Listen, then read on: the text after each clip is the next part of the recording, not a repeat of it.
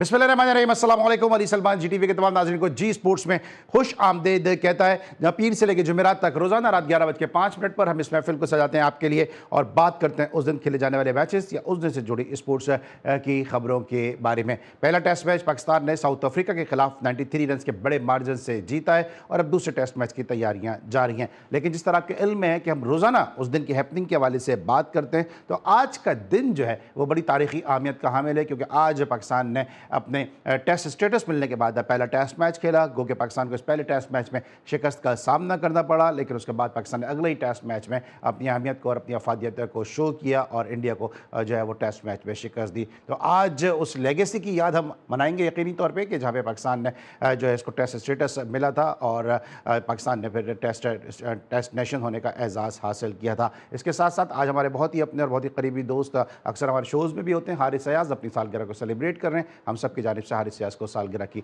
बहुत बहुत मुबारकबाद। प्रोग्राम में और भी बहुत कुछ है, लेकिन सबसे पहले प्रोग्राम का फॉर्मेट आज की टॉप स्टोरीज। रावलपिंडी टेस्ट के लिए पाकिस्तान और जनूबी अफ्रीका की टीमें कल इस्लामाबाद पहुंचेंगी। दूसरे टेस्ट के लिए भी स्पिन फ्रेंडली विकेट बनाई जाएगी। टेस्ट सीरीज का दूसरा मैच 20 अक्टूबर से रावलपिंडी क्रिकेट स्टेडियम में शुरू होगा। कौमी टेस्ट टीम को एक फतह ने टेस्ट चैंपियनशिप में दूसरे नंबर पर पहुंचा दिया। जनूबी अफ्रीका के खिलाफ व्हाइट बॉल सीरीज के लिए टिकटों की कीमतों का ऐलान। रावलपिंडी में जनरल इंक्लोजर्स की कीमत 400 रुपए रखी गई है। लाहौर में जनरल इंक्लोजर्स की कीमत 400 रुपए मुकर्रर। फैसलाबाद में 3 ODI मैचेस के टिकट की कम से कम कीमत 400 रुपए मुकर्रर की गई है। UAE ने T20 वर्ल्ड कप 2026 के लिए क्वालिफाई कर लिया। ICC विमेंस वर्ल्ड कप में ऑस्ट्रेलिया ने बांग्लादेश को एकतरफा मुकाबले में शिकस्त देते हुए सेमीफाइनल के लिए क्वालिफाई कर लिया। Sultan of Johor junior hockey cup में पाकिस्तान टीम कल ऑस्ट्रेलिया से नबर्द आजमा होगी। पाकिस्तान और भारत एक और मैदान में फिर आमने सामने। पाक भारत फाइटर्स दुबई में बड़े मुकाबले में एक्शन में दिखाई देंगे। पाकिस्तानी फाइटर रिजवान अली 23 अक्टूबर को भारतीय हरीफ राणा प्रताप सिंह से मुकाबला करेंगे। बलोचिस्तान का बॉक्सर शेर शुएब खान जहरी इस्तांबुल में सब जिलाली परचम बुलंद करने को तैयार। टर्की के शहर इस्तांबुल में होने वाली फाइट में शुएब जहरी का मुकाबला भारत के मारूफ बॉक्सर से होगा। शुएब जहरी और भारतीय बॉक्सर के दरमियान मुकाबला 8 नवंबर को इस्तांबुल में होगा। और क्रिस्टियानो रोनाल्डो ने एक मरतबा फिर तारीख रकम कर दी। मायानास फुटबॉलर वर्ल्ड कप क्वालिफायर्स में सबसे ज्यादा गोल करने वाले खिलाड़ी बन गए। जी नाज़रीन, ये थी आज की टॉप स्टोरीज़ और अपनी टॉप स्टोरीज़ में देखा कि कल पाकिस्तान जो है वो सुल्तान जौहर हॉकी टूर्नामेंट में ऑस्ट्रेलिया के खिलाफ खेलेगा और दूसरी तरफ ऑस्ट्रेलिया ने बांग्लादेश को हराकर विमेंस क्रिकेट वर्ल्ड कप के सेमीफाइनल के लिए क्वालिफाई कर दिया है। रावलपिंडी में 20 अक्टूबर से सीरीज़ के दूसरे और आखिरी टेस्ट मैच का आगाज़ होने जा रहा है और इत्तलात यही है कि इस टेस्ट मैच में भी जो है वो स्पिन ट्रैक ही तैयार होगा। इस टेस्ट मैच के हवाले से अपडेट करने के लिए इस वक्त जो है हमारे साथ रावलपिंडी से हमारे नुमाइंदा खुसूसी मुश्तबा हसन मौजूद है। उनसे हम जानेंगे कि क्या ताज़ा तरीन सूरत हाल है। मुश्तबा में अपडेट कीजिएगा कि क्या इस वक्त तैयारियां हैं इस टेस्ट मैच के हवाले से। जी सलमान, बिल्कुल पाकिस्तान बामुकाबला साउथ अफ्रीका दूसरा टेस्ट मैच अब जो है वो लाहौर से शिफ्ट हो गया रावलपिंडी की तरफ और लाहौर में जैसी पिच की बात कर रहे थे हम कि स्लो पिचेज हैं, स्पिनर्स को सूट कर रही हैं। पाकिस्तान के नुमान अली ने बड़ी शानदार बॉलिंग की, साजिद खान ने बड़ी अच्छी बॉलिंग की। इसके अलावा शाहीन अफरीदी की अगर हम बात करें तो वो डेड पिच पे भी पाकिस्तान की शाहीन अफरीदी जो फास्ट बॉलर है उन्होंने उस डेड पिच पे भी 4 विकेट लेके साबित कर दिया कि अगर बॉलर में रिदम है, बॉलर में दम है तो वो डेड पिचेस पर भी विकेट ले सकता है। लेकिन दूसरी तरफ अगर हम बात करते हैं रावलपिंडी की, जो कि पास्ट में माजी की अगर बात करें तो बड़ा स्कोर बनता है। यहाँ पे 600 रन इंग्लैंड ने बनाए, फिर पाकिस्तान ने भी 500-600 रन बनाए। तो इस तरह इस चीज को देखा जाए तो पिंडी की जो माजी का रिकॉर्ड है उसमें तो काफी स्कोर बनता जा रहा है। लेकिन इस दफा जो है जो पाकिस्तान के थिंक टैंक है उन्होंने थोड़ा डिफरेंट करने की सोचा है। इस दफा पंखे लगाकर पिच को जो बिल्कुल ड्राई किया जा रहा है और जो स्पिन पिच है एक मतलब तैयार की जा रही है और साउथ अफ्रीका के लिए, और साउथ अफ्रीका को स्पिन में एक दफा फिर फंसाया जाएगा। स्पिन के जाल में जब फंसाने की बात करते हैं तो नुमान अली, साजिद खान और फिर सलमान अली आगा वहाँ पे मौजूद है। तो पाकिस्तान टीम का जो स्पिन डिपार्टमेंट है वो काफी अच्छा परफॉर्म कर रहा है और विकेट भी ले रहा है। आपने देखा पिछले अगर सबका कई मैचेस का रिकॉर्ड देखे तो पाकिस्तान के स्पिनर्स ही ऐसे हैं जो विकेट ले रहे हैं। इसके अलावा अगर हम बात करते हैं पाकिस्तान के फास्ट बॉलर डिपार्टमेंट की तो वकार यूनुस की एक बात मुझे याद आ गई कि वकार यूनुस ने कहा कि पाकिस्तान जो माजी में एक बड़ा अच्छा रिकॉर्ड रहा पाकिस्तान का माजी में कि पाकिस्तान के पास फास्ट बॉलर थे, मैच जितवाते थे।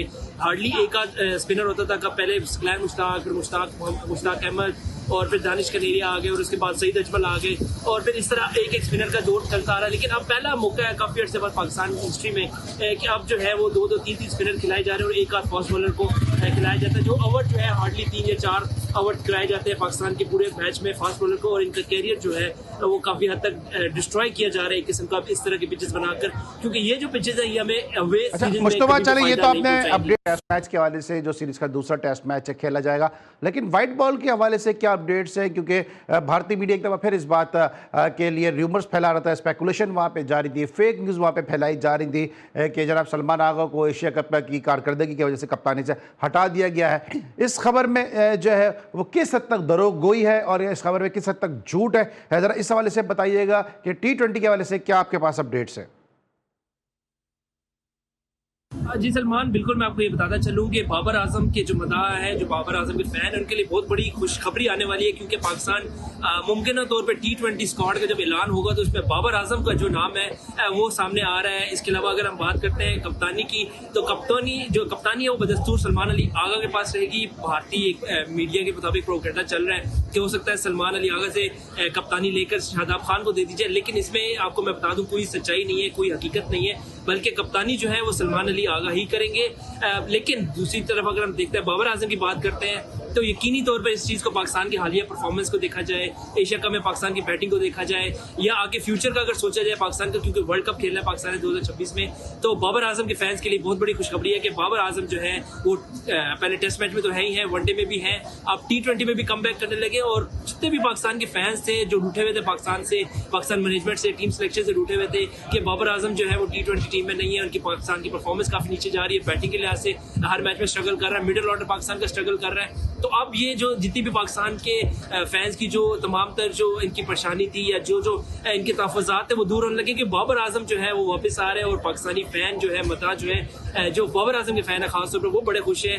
दूसरी तरह अगर हम बात करते हैं बाबर आजम की परफॉर्मेंस की, तो ठीक है टेस्ट मैच में अभी पहला मैच खेला बाबर आजम ने तकरीबन 42 रन, दूसरी इनिंग में मुश्किल कंडीशन जरूर कह सकते हैं, लेकिन कोई इतनी अच्छी इनिंग कह सकते हैं क्योंकि अकॉर्डिंग टू द कंडीशन ठीक था परफॉर्म किया उन्होंने, लेकिन इस इनिंग को बिल्ड करते और एक आध 50 करते अपना जो कॉन्फिडेंस है उसको जरूर बूस्ट करना चाहिए था बाबर आजम को। लेकिन अभी दूसरा मैच पिंडी में है, देखते हैं उसमें क्या परफॉर्मेंस आती है, और फिर आगे T20 सीरीज है साउथ अफ्रीका के साथ, पहला मैच रावलपिंडी में ही होगा, तो उसमें देखने के बाबर आजम की कारकर्दगी कैसी है पहले टेस्ट मैच में देखा जाएगा। उसके बाद जब टीम अनाउंस होगी तो उम्मीद यही है की जा रही है फैंस के लिए बड़ी खुशखबरी आने वाली है, क्योंकि बाबर आजम होंगे T20 में। मुस्तफा, आपने अपडेट किया बाबर आजम की वापसी के हवाले से, और बाबर आजम की T20 में वापसी हो रही है, मुस्तफा का ये कहना था। और फैंस जो आपने देखा भी था कि किस तरह एक फ़ैन जो था वो फैंस फैलांगने के बाद जो है वो ड्रेसिंग रूम में जाने की उसने कोशिश की थी, क्योंकि बाबर आजम की फ़ैन फॉलोइंग इसमें कोई दो राय नहीं है कि इस वक्त पाकिस्तान में बहुत ज़्यादा है, और फैंस की ख्वाहिश ये थी कि वो पाकिस्तान के T20 स्क्वाड का हिस्सा बने। लेकिन अब बाबर आजम पे भी ये फ़र्ज़ है कि अगर वो T20 स्क्वाड का हिस्सा बनते हैं तो फिर उनको अपने जो स्ट्राइक रेट है इसमें बहुत ज़्यादा तनकीद की जाती है, उसमें उनको जो है वो बेहतरी लाने की ज़रूरत है। ब्रेक लेंगे, वापस आएंगे एक और ज़बरदस्त गेस्ट के साथ, आपको खुशामदीद कहेंगे। मिलते हैं छोटे से ब्रेक के बाद।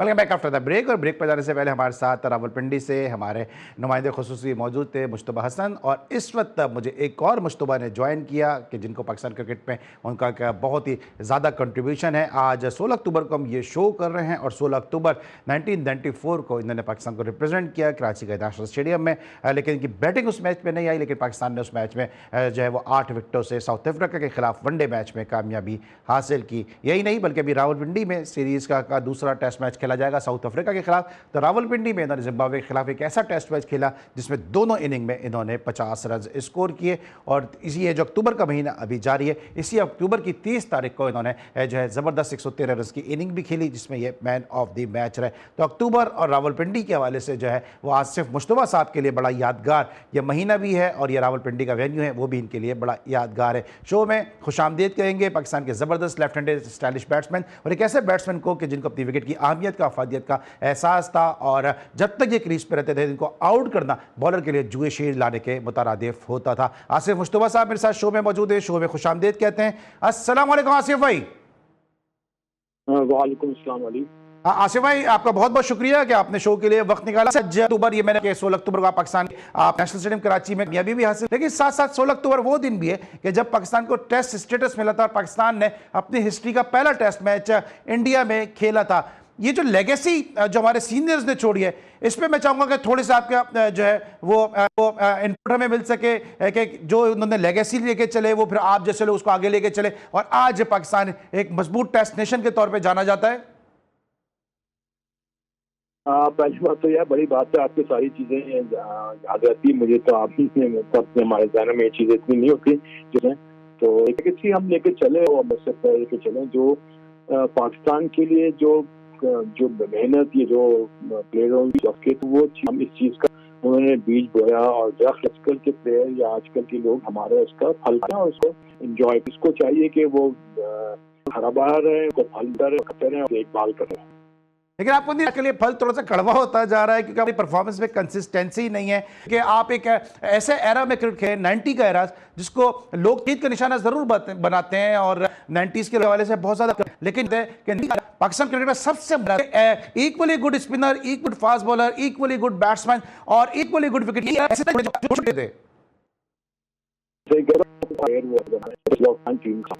जो है नहीं बन पाया आजकल के प्लेयरों की जो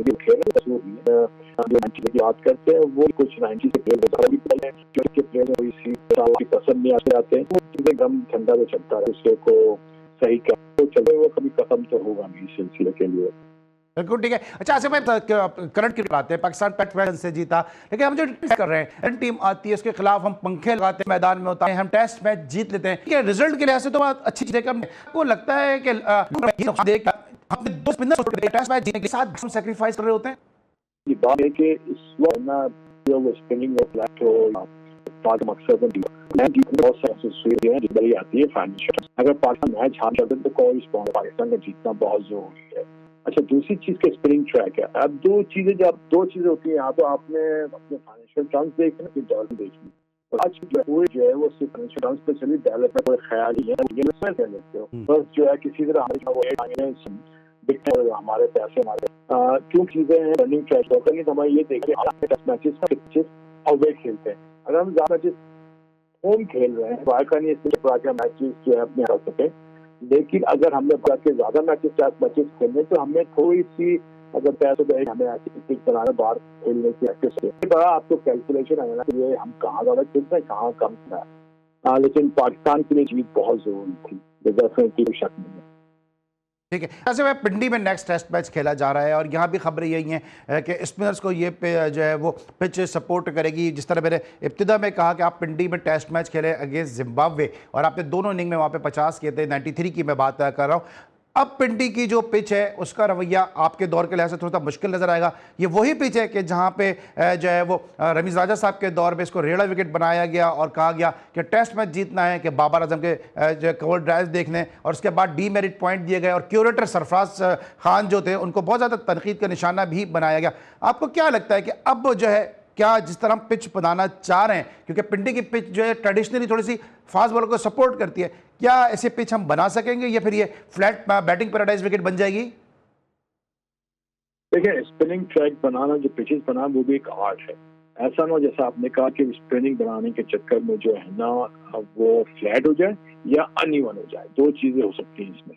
फ्लैट भी हो सकती है और एक्स्ट्रा स्पिन जो कि बाउंस के साथ या लो बाउंस के साथ दोनों चीजें हो सकती हैं कि इसमें हो। लेकिन काफी अब तो मेरे ख्याल में काफी प्रोफेशनल और काफी जो है एक्सपीरियंस और काफी जो टेक्नोलॉजी इस्तेमाल कर रहे होंगे पिचेस के बनाने के लिए, जो मैं अज्यूम कर रहा हूँ, जो मैं ख्याल कर रहा हूँ ऐसा करते होंगे। लेकिन अगर उन्होंने पिच अच्छी नहीं बनाई तो हो सकता है हमारे लिए ही हमारे गले ना पड़ जाए टेस्ट मैच ना, क्योंकि जिन बॉलों के खिलाफ हमने देखे बैटिंग हमने जीत तो गए हम, लेकिन हमने अपनी शॉर्ट कमी है उसको भी नजर रखना चाहिए कि हमने इतनी अच्छी बैटिंग नहीं की है सेकेंड इनिंग में जितनी, हालांकि उनकी जो 7 विकेट स्पिनर्स थे वो इतने नामी गिरामी या जो ऐसे वो नहीं थे जो होने चाहिए थे, लेकिन उसके बाद भी हमने स्ट्रगल किया। आप ये देखें कि स्पिनर्स पे हम स्ट्रगल कर रहे हैं। अगर उनकी लाइन या कोई बॉल अच्छी हो गई, हम उन्होंने कैचेस भी छोड़े, तो इस बहुत सारी चीजें एलिमेंट है। ये मैच जीतने से ये नहीं कि हम जो हमने गलतियां की हैं या हम नहीं कर सकते उसको हम भूल जाएं सेकंड टेस्ट मैच के लिए। सही। अच्छा भाई, आप खुद बड़े ज़बरदस्त मिडिल ऑर्डर बैट्समैन थे और इस तरह मैंने पहले भी कहा कि आपको अपनी विकेट की अहमियत का, अफादियत का एहसास था। आउट करना आपको एक बहुत मुश्किल काम होता था। लेकिन अब हम देखते हैं कि पाकिस्तान का जो मिडिल ऑर्डर है वो इतना सस्टेन नहीं कर पाता, प्रेशर इतना हैंडल नहीं कर पाता। क्या वजह आपको लगती है कि क्या हम स्पिनर्स को खेलना भूल गए? क्योंकि अमूमन स्पिनर्स को ही खेलना पड़ता है टेस्ट मैच में जब आप मिडिल में बैटिंग करने के लिए आते हैं। प्रॉब्लम क्या नज़र आ रही है आपको कि इशू है क्या पाकिस्तान के मिडिल ऑर्डर का? देखिए, इश्यू जो है मिडिल ऑर्डर का वो ये है कि जो बैटिंग करते हैं वो जब डोमेस्टिक क्रिकेट होती है तो जो जहाँ तक मुझे इल्म है उसमें स्पिनर्स को तो बॉल ही नहीं मिल पाती। जो मैं सरकार आप मुझे मैं गलत करा तो मुझे तस्वीर कीजिएगा। और जो कहते हैं जो बैट्समैन हैं जो भी क्रिकेट खेल रहे हैं वो पहले मालूम करें उन्होंने कितने 4 रोजा मैचेस खेले हैं पिछले दिनों में या पिछले कई सालों में। कितने प्लेयर्स आपको मिलेंगे जिन्होंने 4 दिन की प्रैक्टिस की होगी। तो 4 दिन की प्रैक्टिस करेंगे तो पेशेंस आएगा ना खेलने के लिए। हम उसी को T20 स्टाइल या वनडे स्टाइल में खेलेंगे तो वो तो नहीं आएगा। देखिए हमारी अगर हम किसी को भी कॉपी करने जाते हैं, जैसे इंडिया में कॉपी करें कुछ करें, strike rate important part play करती है। लेकिन स्ट्राइक रेट के लिए सबसे पहले जरूरी है कि पिच पे तो खड़े हों। जब तक पिच पे नहीं खड़े होंगे, बॉलर नहीं खेलेंगे तो स्ट्राइक रेट कहाँ से करेंगे बनाएंगे और आउट हो जाएंगे बगैर उसके अप्लाई किए तो प्रॉब्लम तो क्रिएट रहेगी। सबसे पहले हमें ये देखना है कि मैचेस कितने खेले हैं 4 डेज के लिए। और क्योंकि पहले हम पर बात 90s की आई थी जब हम मैचेस खेलते थे, हमारे मैचेस के वो हर तरह की पिचेस पे होती जिसमें हर तरह की पिचेस पे खेलना आता था। बहुत सारी पिचेस ऐसी होती है जो बिल्कुल एक स्पिनिंग ट्रैक होकर बॉलर जो है वो स्टार्ट ही नया बॉल स्पिन करता था। तो कुछ ऐसी पिचेस नेशनल स्टेडियम हो जाती थी, कदाफी स्टेडियम वहाँ पे हेल्पफुल पिचेस होती थी, सीमेंट को भी ट्रैक हेल्प करती थी, स्पिनर्स को भी करती थी, फ्लैट भी हो जाती थी बीच में, बैट्समैन भी रन बनाते। तो वो डिफरेंट हद तक हम पिचेस पे खेलते रहे हैं। अभी क्या होता है कि सबसे पहले अगर बॉल विकेट तेज बनानी तो घास छोड़ दो। घास छोड़ने से विकेट तेज थोड़ी होती है। ना उससे हम फास्ट बॉलर बना पाते हैं, ना उससे हम बैट्समैन बना पा रहे हैं, ना स्पिनर बना पा रहे हैं। क्योंकि फास्ट बॉलर भी जो है वो लाके आराम से बॉल छोड़ दो और उससे ले लेता है। वो बॉल आपको इसलिए हमको तेज नहीं कर पा रहे कि हम जो है ना वो ऐसे रिश्तों में खेलते हैं, वो आप थोड़ी सी बॉलिंग करते हैं उससे मिल जाती है। तो बहुत सारी चीजें हैं इसमें इतनी जो हम डिस्कस नहीं कर पाएंगे। तो बहुत सारी चीजें जिसमें हमें सही करने की जरूरत है। ठीक है, आसिफ भाई हमारे साथ कंटिन्यू करेंगे। इस वक्त एक वक्त तो है ब्रेक का, जब ब्रेक के बाद वापस आएंगे तो बात संघ T20 परफॉर्मेंस के हवाले से एशिया कप को भी डिस्कस करेंगे, पाकिस्तान के स्टाइलिश मिडिल ऑर्डर बैट्समैन और पाकिस्तान के जबरदस्त ऑलराउंडर आसिफ मुश्तबा साहब से मिलते हैं एक छोटे से ब्रेक के बाद।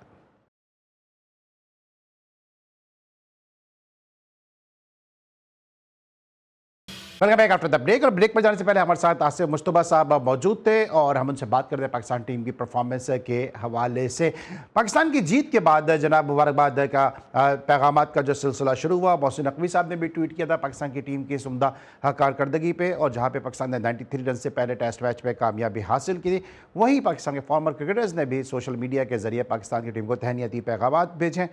और पहले मोहसिन नकवी साहब का ट्वीट आपको दिखाते हैं, उसके बाद फिर दीगर जो क्रिकेटर्स हैं उनके ट्वीट दिखाते हैं आपको। Heartiest congratulations to Pakistan Test team on a remarkable victory against the World Test champions South Africa. This win reflected true teamwork and excellence across all departments. Kudos to the captain, players, coaching staff and management for their outstanding. Mohsin Naqvi साहब chairman Pakistan cricket board का ये tweet है। Brilliant bowling by nominally age is just a number, ये कहते हैं राशिद लतीफ साहब। शाहिद आफरीदी कहते हैं super win by Pakistan against a champion side, loved the team spirit, that's how. जो आगे जो है वो मैसेज भी अपना पूरा किया। और मोहम्मद हफीज़ हैं कि जो इनका मैसेज और ये राशिद लतीफ़ का ट्वीट आपके सामने एक दफ़ा फिर आपके सामने स्क्रीन पर है। यह शाहिद आफरीदी का ट्वीट जनाब कि जहाँ पे उन्होंने कहा था कि super win by Pakistan against a champion side, loved the team spirit, that's how test matches are won. Imam Shan Agha and Rizwan batted well to lay the foundation and then bowler did the rest to see a memorable win. Noman Ali was outstanding against the win again with another 10 wicket. ये कहना था जनाब शाहिद खान आफरीदी साहब का। तो एक अच्छा gesture है जनाब के पाकिस्तान के फॉर्मर क्रिकेटर्स अपनी टीम को सपोर्ट कर रहे हैं, बैकअप कर रहे हैं। आसिफ मुश्तबा साहब हमारे साथ टेलीफोन लाइन पर मौजूद हैं। आसिफ भाई हमने ट्वीट्स दिखाए हैं कुछ के जहाँ पे जो है वो प्लेयर्स टीम को सपोर्ट कर रहे हैं, मोहसिन नकवी साहब भी सपोर्ट कर रहे हैं। माजी में तो ये सिलसिला नहीं होता था कि आप एक टेस्ट मैच जीते और चेयरमैन क्रिकेट बोर्ड जो है वो इस तरह जो है वो मुबारकबाद के पैगाम आता, क्योंकि आपके दौर में जो टीवी और अखबार ही होते थे, इस तरह अखबार और टीवी में देना शुरू कर दें, आपको लगता है थोड़ी जल्दी कर देते हमारे चेयरमैन साहब? नहीं, हालांकि ये सोशल मीडिया है तो ये इस तरह जो है ना सारी पब्लिक के ऊपर चल जाता है। लेकिन जब पहले मैच जीते तो चेयरमैन या बल्कि इवन समटाइम्स गवर्नमेंट की तरफ से भी कैप्टन और मैनेजर को फोन आते थे। उस पर इतना मीडिया नहीं था इसलिए वो खबरों में नहीं आ पाता था, लेकिन ऐसा नहीं था कि फोन आते थे, आपको मुबारकबाद के पैगाम आते थे। इसमें कोई नई चीज नहीं है, ये बस एक खबरों में ज्यादा है, सोशल में तो ये कर रहे हैं तो अच्छी बात। मैंने समझा कि ऐसी कोई खास बुरी बात है कि भैया या कोई नहीं है कि चेयरमैन या कोई भी है वो मुबारकबाद दे रहा है टीम को।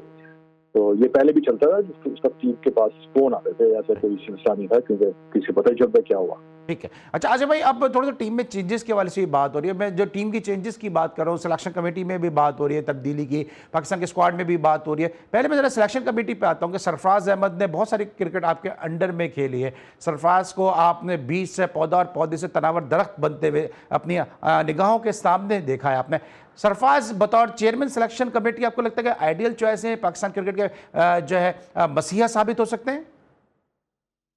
देखिए ये तो उस वक्त पहुंचेगा जब वो आके चीफ सेलेक्टर बनेंगे और उनके जो फैसले वो रिफ्लेक्ट करें कि आया कि वो मसीहा बनते हैं या वो भी इन्हीं तरह के जो दूसरे सिलेक्टर्स हैं वैसे ही हो जाएंगे। लेकिन जो उसकी जो पर्सनालिटी है वो नहीं लगता कि मुझे वो कोई कॉम्प्रोमाइज करेगा किसी भी सिलेक्शन के ऊपर।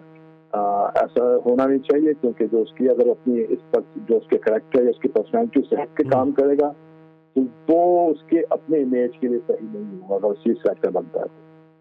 अच्छा भाई, दूसरी तरफ बात की जा रही है कि बाबर आजम की वापसी की भी बात हो रही है। आपसे पहले मेरे साथ मौजूद थे हमारे रिपोर्टर मुश्तबा हसन, उनका ये कहना था कि बाबर आजम की जो वापसी है तकरीबन यकीनी है, उनके फैंस भी काफ़ी इससे खुश हैं उनकी वापसी के हवाले से। लेकिन सवाल वही है कि बाबर आजम ने इतनी क्रिकेट खेली कहाँ है T20 की कि जिस परफॉर्मेंस की बुनियाद पर उनकी वापसी की बात हो रही है, क्योंकि जो अभी PSL उन्होंने खेला उसमें भी उनकी कोई परफॉर्मेंस ज़्यादा बेहतर नहीं थी। तो किन बेसिस पे किसी प्लेयर को का टीम से एक्सक्लूजन होता है और किन बेसिस पे उसको सिलेक्शन हो जाता है?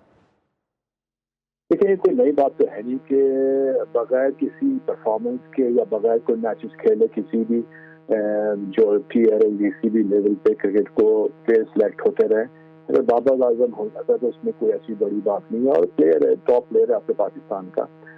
दूसरी बात ये कि जो उसकी सिलेक्शन हो रही है तो वो तो यही है जो सोशल मीडिया सबने शो मचाया है कि उसको निकाला था स्ट्राइक रेट के ऊपर कि वो जो उनकी जगह लेके आया उनके स्ट्राइक रेट है। तो ये प्रेशर बिल्डअप हुआ है और जो कि एक तरह के तरीके सही है कि आपने स्ट्राइक रेट पर निकाला तो दूसरे से लेकर उनकी स्ट्राइक रेट क्या या उन्होंने क्या किया कम अज कम। तो ये प्रेशर बिल्डअप तो पाकिस्तान मैच ही हारता रहा। तो इसकी वजह से वो बाबर आजम की वापसी जो है वो मुमकिन हो सकती है। अभी भी कोई जरूरी नहीं कि वो वापस आएंगे, सब सारा भी हाइट भी हो सकती है और उसके बाद देखें जब सिलेक्शन अनाउंस करते हैं तो क्या होता है। ठीक है, ये बाबर आजम की जो वापसी की बात है, आप चूंकि आपने ड्रेसिंग रूम शेयर किया हुआ है, क्रिकेट के नौजवानों की सियासतों को समझते हैं आप, क्या आपको लगता है कि बाबर आजम की जो वापसी की बात हो रही है ये परफॉर्मेंस से ज़्यादा, जिस तरह हमारे सियासतदान कहते हैं कि मुल्क और कौम के वसीतर मुफाद में, आपको लगता है ये कुछ एक्सटर्नल प्रेशर है क्योंकि स्पॉन्सर्स को भी एक बड़े प्लेयर तो चाहिए टीम के अंदर, जिसकी वजह से शायद वापसी हो रही है? नहीं, ऑफ कोर्स बाबर आजम तो एक प्रोडक्ट है, वो प्रोडक्ट जो है वो सबको चाहिए होता है वो, और इसकी वजह से हर तरह के प्रेशर्स होते हैं। मीडिया का प्रेशर है, सोशल मीडिया है, दूसरे लोग हैं, अवामिल हैं, और जो सर्कमस्टांसेस हैं पाकिस्तान क्रिकेट टीम की जो परफॉर्मेंस रही है जिस वजह से बुनियाद बना के है, तो बाबर आजम जो है वो एक सेलिंग पॉइंट तो है पाकिस्तान के लिए और दूसरे जो स्पॉन्सर्स हैं उनके लिए तो है ये बात। ठीक है, दूसरी तरफ उमर अकमल भी अब ट्रेनिंग कर रहे हैं। आपको क्या लगता है कि उमर अकमल पाकिस्तान T20 के लिए एक आइडियल चॉइस हो सकते हैं, क्योंकि अभी भी मिडिल ऑर्डर पाकिस्तान का स्ट्रगल तो करता है और ऐसे प्लेयर की ज़रूरत है कि जो एग्रेसिव भी खेले और जो है उसका फुटवर्क भी अच्छा हो? उमर अकमल अगर वो फिट हैं, जैसे अभी हमने टेस्ट मैच में आसिफ को लिया है अबाउट 30 और 39, अगर फिट हैं और परफॉर्म कर सकते हैं तो वाई नॉट वो क्यों नहीं खेल सकते पाकिस्तान के लिए दोबारा? बिल्कुल खेल सकते हैं और वो पाकिस्तान के लिए परफॉर्मेंस भी कर सकते हैं क्योंकि उनकी परफॉर्मेंस पास में अच्छी थी है। कम से कम वो उनके पास एक तरीका था खेलने का, कैसे टीम को लेकर चलना। आजकल तो जो तरीका हम लोग अपनाए हुए हैं वो तो बहुत ही मतलब एक तरह से लगता है कि बिल्कुल किटी कैट टाइप की चीज हम इस्तेमाल कर रहे हैं। तो बिल्कुल अगर परफॉर्म करें, फिट हैं और वो शो कर सकते हैं तो आगे मान पाकिस्तान हर सबके लिए भी। अच्छा भाई, सलमान आगा की कप्तानी को किस तरह से आप रेट करेंगे, क्योंकि आप खुद भी पाकिस्तान को लीड करते रहे, एयरलाइन को, कराची को आप लीड करते रहे, किस तरह से रेट करेंगे सलमान आगा की कप्तानी को? क्योंकि कंसिस्टेंसी नजर नहीं आती है, कहीं वो बहुत अच्छी कप्तानी करते नजर आते हैं, कहीं बिल्कुल एवरेज से कप्तान नजर आते हैं। देखिए, मैं जो समझता हूँ जो कप्तानी वो कर रहे हैं ना, वो समटाइम्स उनकी अपनी कप्तानी होती ही नहीं है, ठीक है ना। वो करना चाह रहे हो लेकिन पीछे से प्रेशर होता है आपके कोच का, जो आपके सो कॉल्ड कोच है आपके जो है, उनका प्रेशर होता है, तो हो सकता है उसकी वजह से कप्तानी करते हो। लेकिन फर्स्ट ऑफ ऑल सबसे पहली बात तो मेरे हिसाब से तो जो है उनकी जो T20 में तो खुद जगह नहीं बनती, कप्तान तो बहुत दूर की बात है। तो आपने कप्तानी की बात की, तो कप्तानी क्योंकि वही अगर अपना करना चाहे शायद ठीक है, लेकिन मेरा नहीं ख्याल कि वो जो T20 में वो एक लगे लगाए जो स्क्रिप्ट उस पर काम कर रहे होते हैं। क्योंकि इंडिया में भी काफ़ी बात हो रही है, इस तरह पाकिस्तान 3 मैचेस हारा है एशिया कप में मुसलसल। पहले तो इस पर बताएं कि आप अमेरिका में बैठे हैं, आप अगर बतौर पाकिस्तानी प्लेयर ये देख के कितना अफसोस हुआ कि पाकिस्तान ये के बाद दिख 3 मैचेस हार गया, और जिन हालात में ये एशिया कप खेला गया उनको देखते हुए ये शिकस्त किसी भी पाकिस्तानी को पाकिस्तान क्रिकेट से, पाकिस्तान से मोहब्बत करने वाले को हजम अभी तक नहीं हो पा रही है। वो आप सही कह रहे हैं, लेकिन अगर हमारा as a cricket point of view जज्बाती अंदाज को हम छोड़ दें तो as a cricket point of view से हमारा अभी इंडिया से कोई खास मैच नहीं है, ठीक है ना। अभी हमें उनके लेवल पहुंचने के लिए काफी मेहनत करनी है, लेकिन 2 के हमारे 3 मैचेस में हमने अच्छी खासी फाइट देने की कोशिश की। ऐसा नहीं कि हम बिल्कुल ही ऐसे कोई बहुत आसानी से कोई चले गए। तो ये खुशाइन बात है कि पाकिस्तान ने इंडिया के खिलाफ अच्छा खेला, बेशक हम हार गए, कोई इशू नहीं है। तो अगर इसी तरह अगर कोई तरीके से प्रॉपर सिलेक्शन से प्रॉपर जो प्लेयर्स की प्लेसमेंट है उसको इस्तेमाल किया जाए और उनके दिलों से डर निकाला जाए, तो वो कहीं ऐसा मुझे नहीं लगता कि पाकिस्तान जो है इंडिया में क्यों नहीं हारा सकता। बिल्कुल हारा सकता है, जिस तरह हमने 100 पे 1 आउट उसके बाद हम रन नहीं बना सके, तो उस टाइम पे हमारे प्लेयरों को सोचना चाहिए कि हमें फिनिशिंग कैसे करनी है सारे ओवर्स की। अपने रन बनाने के बाद जो है तो और लंबा करना चाहिए, और ये काम है कोचिज का। अगर ये प्लेयर ऐसा नहीं करता है तो उस प्लेयरों को रिमांड करना चाहिए। ठीक है, thank you so much Asim Mushtaba साहब, हमारे साथ आज आप मौजूद थे, और आज हमारा जो शो था मुश्तबा स्क्वायर था, क्योंकि पहले हमारे साथ मौजूद थे मुश्तबा हसन और उसके बाद हमारे साथ मौजूद था आसिम मुश्तबा साहब। आप दोनों का बहुत बहुत शुक्रिया कि आपने हमारे इस हफ्ते के आखिरी शो को अपनी आमद से यादगार बनाया, और हमेशा की तरह आपके साथ गुफ्तगू का जो सिलसिला है उसमें हमेशा ये जो है एक चाशनी रहती है, एक गुफ्तगू ये रहती है, और बड़ी एक जो है वैल्यूबल थाट्स आपके हमारे प्रोग्राम के जरिए नाजरीन तक पहुँचते भी हैं। आज के लिए बस इतना ही, इंशाल्लाह ज़िंदगी रही तो नेक्स्ट वीक फिर आपसे मुलाकात होगी। अली सलमान को उस वक्त तक के लिए पूरी प्रोडक्शन टीम के साथ इजाज़त दीजिए, अपना बहुत ख्याल रखिए, अल्लाह हाफ़िज़।